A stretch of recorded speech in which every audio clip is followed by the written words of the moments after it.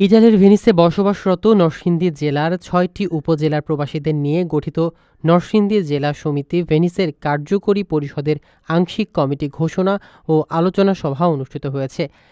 Venice থেকে সুহানুর রহমান উজ্জ্বলের পাঠানো তথ্যচিত্রে desk report. স্থানীয় একটি রেস্টুরেন্টে আয়োজিত এ অনুষ্ঠানের প্রথম পর্বে কমিটির আহ্বায়ক হোসেন আলীর সভাপতিত্বে এবং সদস্য সচিব আলমগীর রৌফের সঞ্চালনায় আলোচনা সভা অনুষ্ঠিত হয়।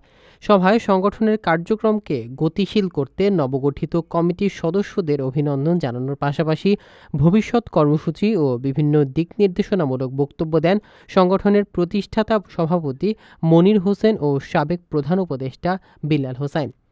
দ্বিতীয় অধিবেশনে মোস্তাক আহমেদকে সভাপতি, সুমন সরকারকে সিনিয়র সহ-সভাপতি, রায়হান প্রধানকে সাধারণ সম্পাদক এবং আলমগীর রৌফকে সিনিয়র যুগ্ম সাধারণ সম্পাদক নির্বাচিত করে আংশিক কমিটির ঘোষণা দেয়া হয়। নতুন নেতৃত্বরা জানান, এই সংগঠনের মাধ্যমে প্রবাসী নরসিংদীবাসীরা পারস্পরিক সম্পর্ক জোরদার করার পাশাপাশি ভ্রাতৃত্ব বন্ধনে আবদ্ধ হবে।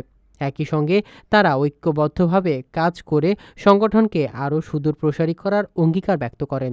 অনুষ্ঠানে স্থানীয় বিভিন্ন প্রিন্ট ও ইলেকট্রনিক মিডিয়ার সাংবাদিকরা উপস্থিত ছিলেন। আমাকে সভাপতি নির্বাচিত করায় নরসিংদী জেলাবাসীর কাছে আমি কৃতজ্ঞ।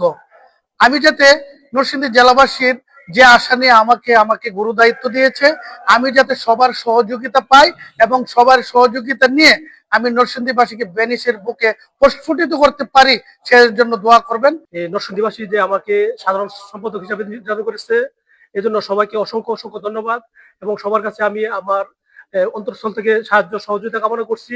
আমাদেরকে যে দায়িত্ব দেওয়া হয়েছে সেই দায়িত্ব যেন যথাযথভাবে পালন করতে পারি।